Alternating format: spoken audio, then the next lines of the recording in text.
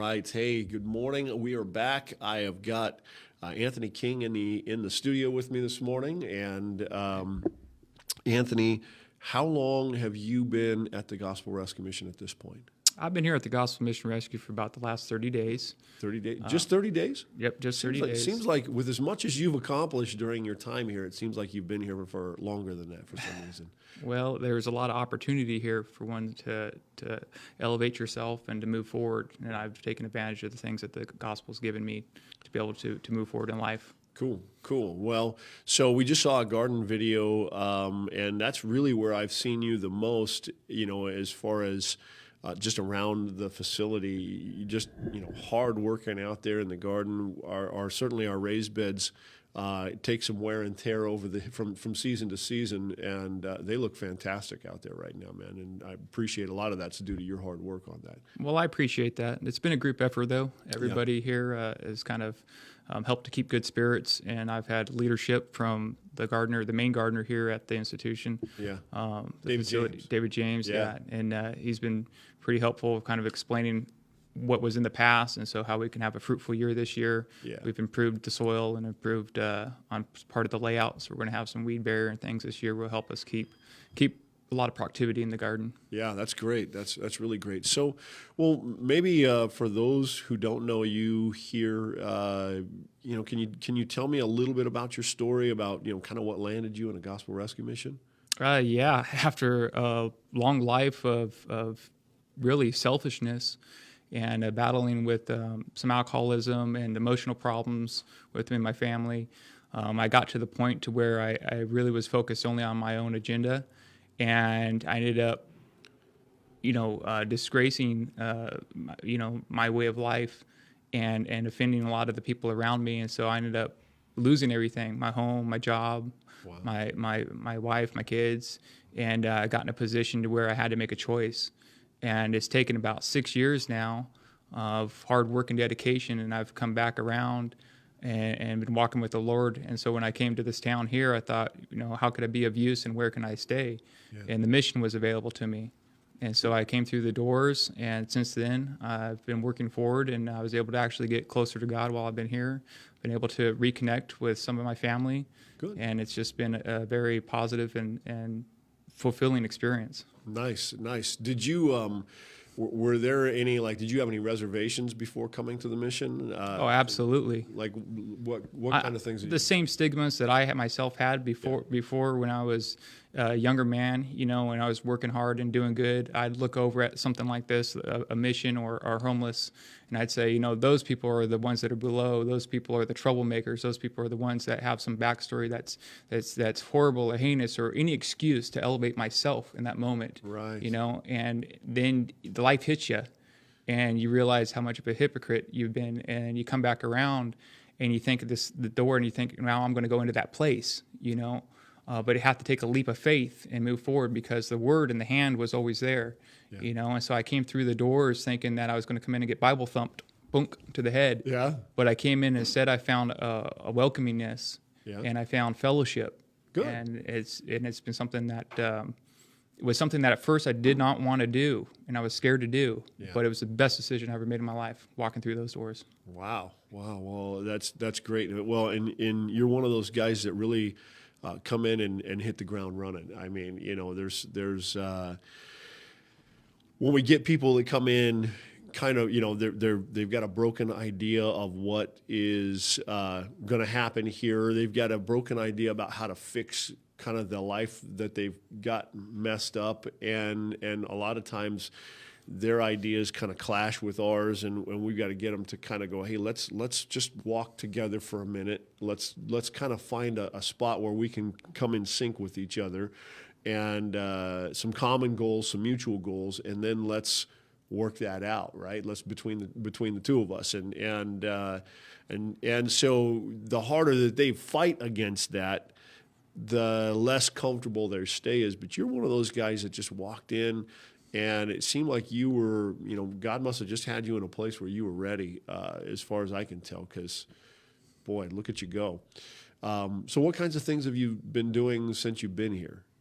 Well, since I've been here, I was able to first take the time to sit down and speak with other people in the community that are equally residents here and learn some of their back history and story, Sure. and realize that we're not alone and that there's more community around you than you realize if you sit down and talk with them. So I was able to build my fellowship with guys that are just in the dorm room where we have the bunks, or in the workplace, whether it's working in the kitchen helping out or in the garden or anywhere that the chores are asked of us. Sure. These things that we do, we're able to touch base and realize just how human we are.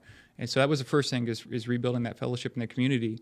And then second to that, I was able to take a little time to invest in my spirituality of things that are close to my heart. And a part of that was playing the piano a little bit, and I never really had an experience in doing that, but there's one available here, and I was able to sit down and kind of learn a little bit of the notes and play, and so much emotion came over me, and so I started to think in my head, about God and also about my family, and I started to just close my eyes and play, and beautiful music came out, or at least it was to me. Yeah. And I felt this feeling of starting to get a wholesome life again. And before I was very bitter, and very closed-minded. But suddenly, like I said, community and a place to practice music and let the Lord play through me. These things have allowed me to expand upon myself. And then going out in the community and doing the street ministry, which is something that's available to us in the morning. I get out and do a healthy walk.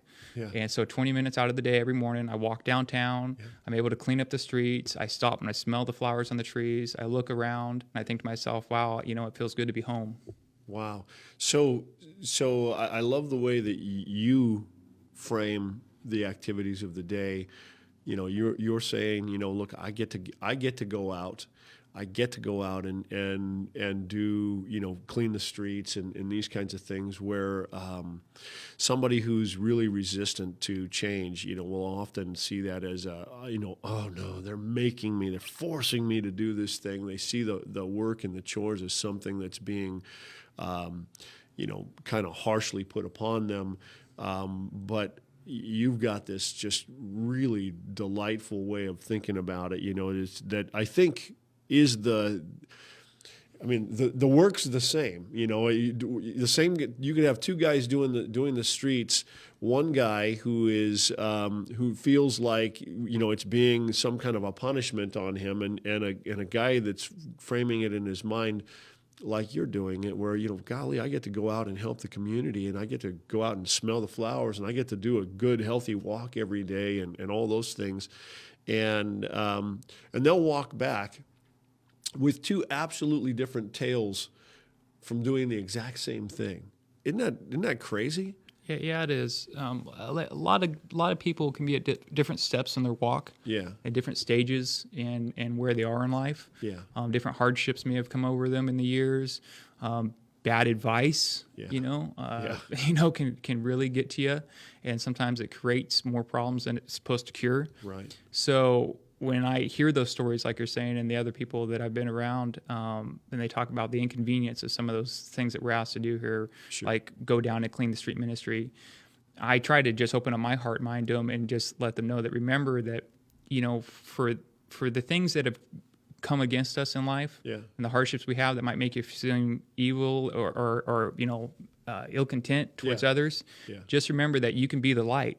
And by going down and cleaning the streets or just talking to somebody, like in that moment what I'm doing, that's one way to change the community and to improve upon things and to help alleviate the troubles that have come their way in the past, to not continue that forward, break the cycle. Yeah. I've had lots of people in the community thank me personally, but also just stop. We have businesses that are just opening up as our guys are going out and cleaning the streets and stuff, who just they take the time every time that they get it, every time they see somebody from the mission walking by, to open up their doors and just say, hey, thank you. Thank you for going through and cleaning up the streets every day. It feels good. Yeah. It's a sense of pride. Yeah, like I said, it's community, and my family's here too.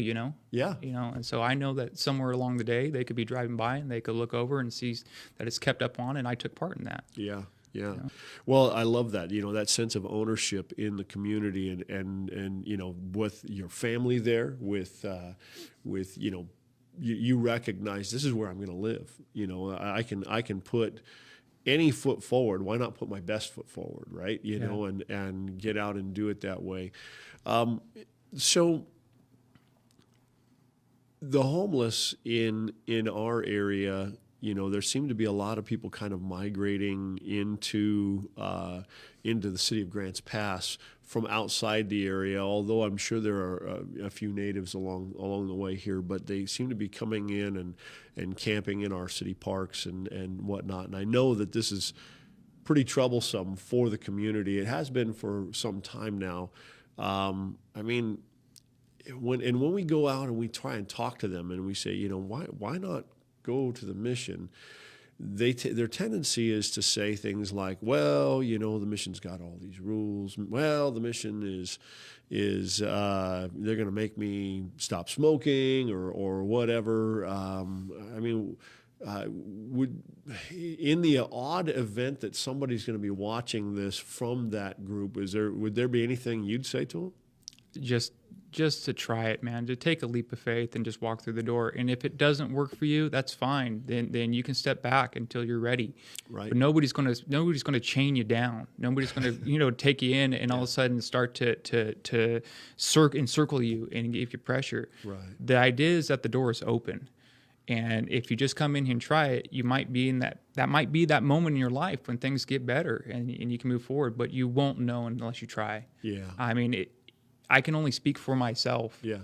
And at that moment when I first came in, I mean, that was that point where I decided that, you know, I have to try.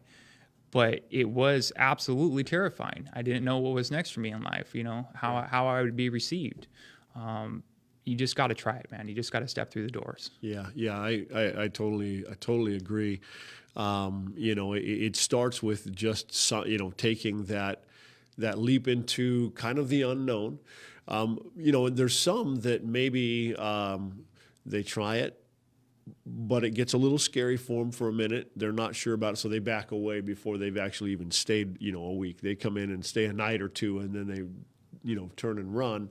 But from what our stats show, it's like about a third of those people who leave will actually circle back around. They'll circle back around and they'll try it again. And usually that second time through, they're a little more, you know, familiar with what's coming. There was a gentleman that was staying here for a little while about 2 weeks into my this stay. Yeah. I've been here.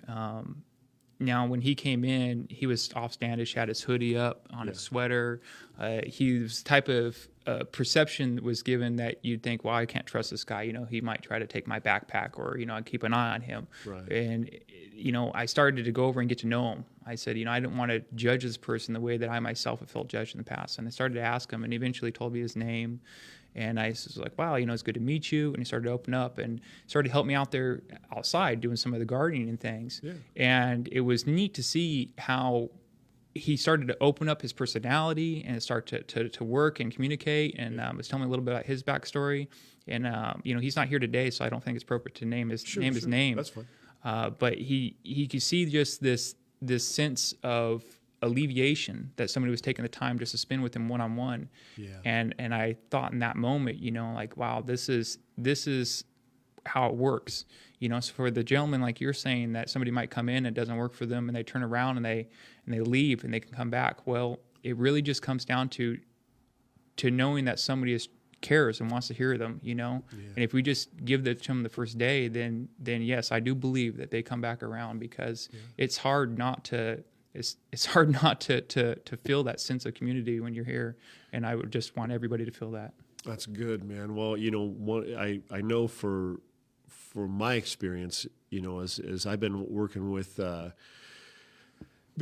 men as intensely, and the men and women here both for the last 12 years, I've noticed that there's kind of like an ebb and flow sometimes within the resident population, and a lot of the time it depends on, it's every bit as dependent upon the residents themselves. Like if I have a bunch of people who just really are kind of angry at authority and you know, full of a lot of fear, they can kind of generate their own kind of little storm within the mission, and that can really bring a lot of people down in their state. Absolutely. But on the opposite side, and this is kind of where I'm seeing right now, currently, we've just got this really good vibe going on in the mission, where there's a lot of guys like yourself who are coming in.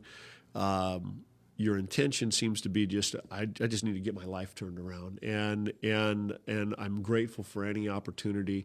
And then along the way, because of that, and because of the humility at which you're coming to the table, you're able to approach other people with that same kind of humility that allows them to feel connection. And feel connection with you, have good conversations with you and other residents along the way, helps them drop their guard, and then what happens is you kind of get this little brotherhood thing going on in here that's really cool, man, and I love that. A lot of the things I dealt with in life when I was growing up, that contributed to my poor mindset and ultimately my bad choices in life, really came from not feeling that I had someone close to me that I can open up with and talk to. Yeah. Every human being, needs somebody. Yeah. Sometimes you have a church to go to that you can talk to someone, and sometimes you don't. It just depends on your background and where you grew up and who you grew up with. Right. And it's only now in this stage that in my life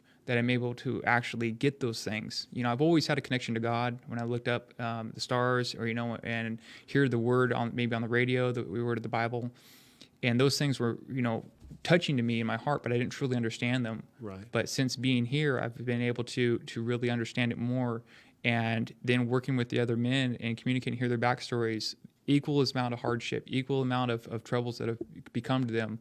But yet, through all that, we can find some strength. And through all of our indifference, we still are able to get up in the morning and have a bowl of cereal together, and maybe get a chair for the other guy, or wash the dishes, and he's got somewhere to go, or he gets a phone call from a family member, so say, hey, don't worry, I'll finish washing the dishes for you. Sure. That sense of community and that brotherhood that you're talking about, that's something that extremely important in life. Yeah. And it's offered here and it's available. Yeah.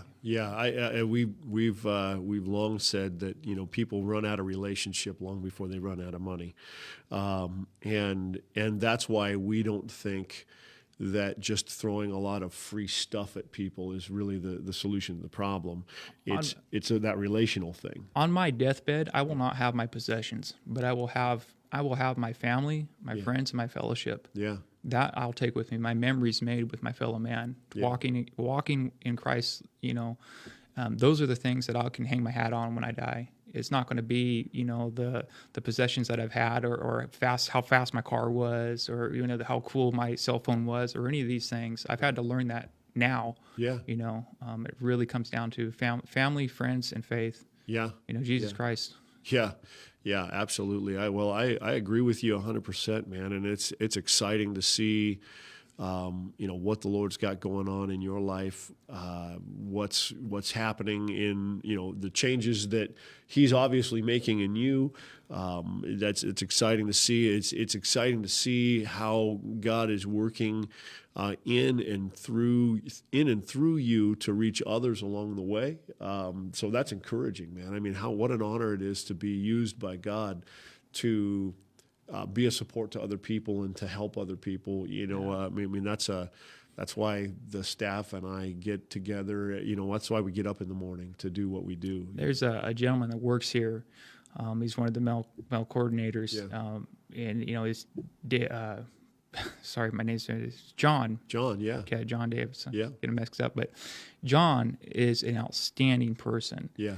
I sat down with him and I just opened up to him when I first got here, and I just went to my whole total open heart and just told him the depths of my situation. And he said, "Look, man," he's like, God loves you and you're created in God's image. Yeah. And that's what you need to know, is that there's purpose for you. Yeah. And I really took that to heart. Good. And I've been able to be of service while I've been here and do what I can. And he himself was in that moment as a coordinator here. He was the person that was there that just helped to reaffirm my direction and where I was going. And I'm very grateful for everything he's done, and for you and the facility. But moving forward now, taking all that like you said, I think to myself, how can I pass that on? Yeah. How can I move that forward? Because there's plenty of people that I've come across, through life, even still to today, that might look at me and be like, you're just a nobody. You're off the streets, or you have a history, or you're this person. You're less than what we expect. Right. For the person that we want to hear from. Yeah. You're not good enough. Right. And I think to myself, man, that's just a bad mindset. Yeah. And having my family out there, I think, well, how are these people talking to my family? And how do I want my son and my daughter and my mother and my brother, how do I want them to approach and talk to? So I had to think to myself, I wanted them to be talked with love and kindness and respect. And so I made that choice, and it was reaffirmed through John there, to start to go around and talk with the fellow men around me, and talk with the people I come across on the street, and say, hey, how you doing today? And just open up as a human being to them, in hopes that it comes full circle, and that this world itself can heal itself. Because right now there's so much going on, with this short-sightedness, and man, it can be better. It really can be better. You just have to make a choice. Yeah. And I've made a choice. And like I said, it's my journey myself isn't over yet. Yeah. There's a lot of things that I'm still working forward through to re-amend things, and to try to change what I can and accept things I can't. And until then, just be of service and try to be a fellow member of the community. Yeah. Well, good, man. I'll tell you what, that's the kind of people what you're talking about, is being the kind of a person that everybody in any community should want in their community, right? I mean, we want neighbors and people that we work with and for that come at it with integrity, that come at it with a sense of care for each other, and are looking out for each other in all of those things, and that don't sit there and continuously judge a person by the mistakes of their past, but look on how are they building themselves moving forward. What's the man or woman this person wants to become? Because that's going to eventually be closer to who they will become than the mistakes of their past. And there's a lot of freedom in that. It's lead by example. And when you don't see somebody else leading, right, you have to take the leadership. Somebody's got to do it. Somebody's got to do it. Yeah, I know. We've got so many armchair quarterbacks that just want to sit and make call the shots from the comfort of their couch. I was one of them. Yeah, I've been there too. I've been there too. Yeah. Yeah. So now you got to just step up and go, I have decided that I'm going to be a different person. That the guy that I have to compete with is really me yesterday. That's the only guy I have to compete. I got to be better than that guy, and try and do better than I did the day before. Yeah.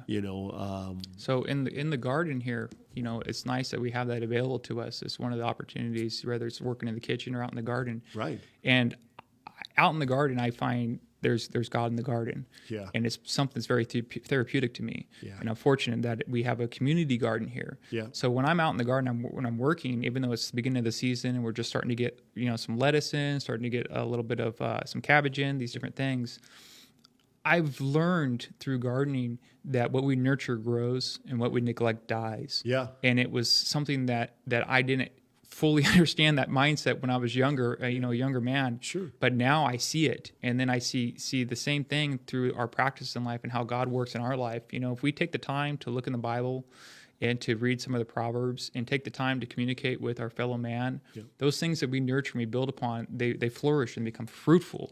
Yeah. And just the same, if we close that Bible, if I neglect the weeds, and if I don't water the garden out there, or I don't take the time to speak with my fellow man about the word, or have open ears more than open mouth, then I find those things are neglected and they die out. And worse yet, they're replaced with something that you don't want, whether it be bad soil or a disease, or in our own lives, just a lack of faith or a spitefulness. Yeah. And so I'm very glad for for the program that we have here. And if anybody was going to come to this mission, as I said, just to take the leap of faith and to step through the doors, I also welcome them to come out and work in the garden. How cool is you that? know, yeah, come out. There's God in the garden. Yeah, and sure. And it goes back to the community too. What we grow here is donated. You know, part of it's used as a facility. Part of it goes back to the Rock, which is here, and that's really neat to know that I'm able to provide for the people around me, that somebody out there is being able to nourish their family through my labors. That's awesome. Man, isn't that cool? It's that garden is really it ought to be, you know, it ought to be, you know, in national headlines. I mean, it's really, we have 52 raised beds. It's a beautiful garden. We produce, you know, anywhere from, I mean, depending on the year, you know, maybe 3,500 pounds all the way up to, I've produced as much as 10,000 pounds out of that garden. And it varies. Some days, some years it has great, you know, great production, and other years, because we can't find the people that want to work in it and everything, it gets overgrown by weeds and everything like that. And this is going to be the year, I can tell this already. Is gonna be a good one. We have a good group of guys working it. Myself, Bradley, David James, and hopefully some other gentlemen, you know, here that come through the doors to be able to help out. It's going to be awesome. That is so cool. Well, it's fantastic. Yeah, about 3 or 4 years ago, we had a couple of guys that were working it so well and staying on top of it that we actually took like a bunch of first place, second place, third places at the county fair with some of the produce that we came out of there, and I expect that this year will probably be a similar year. Well, hey. You know, if there's some way that our audience, the people that are paying attention here, might pray for you, Anthony, is there any prayer requests that you'd have for them, that you just say, hey, you know, if you think about me as you're praying, ask for this. Anything comes to mind? You know, I have a hard time asking for things for myself. Yeah. You know, I mostly ask for the community, you know, for those that are in need in the community. But if I was being asked to ask something myself, it's just that I can continue to be of service to the Lord. Okay. Good. Well, there you have it, man. I mean, that's an honest prayer, and you can't ask for better than that. With, you know, in God's hands, we can do. There's nothing we can't do. I mean, you know, between, you know, any one of us, He gave us plus God. He gave us thumbs for that. Right. So exactly. we can do things. We're made to work, right? Just got to come to the table. That's right. You know, the table right here. Amen. I'm in total agreement, man. Well, thank you so much for taking the time to visit with us. And my prayer is that there's people, you know, that are being encouraged by this, and that we continue to just serve many more Anthonys coming through. You know, we've got the doors open to do the kind of work that we do, so that people like you that are saying, I don't want to be this way anymore, I want a different life, that they have the opportunity to do what they want to do. It's never too late to come to Christ. It's never too late to get your life together. And it's never too late to make the decision. You know, just the decision to be the example. And if you were down on the streets and you're in the gutter, or if you're somebody who's higher up in power and you don't like the way that the world's going, just make the choice and start to be that example, that good example, and hopefully it's with the Bible in your hand. Amen.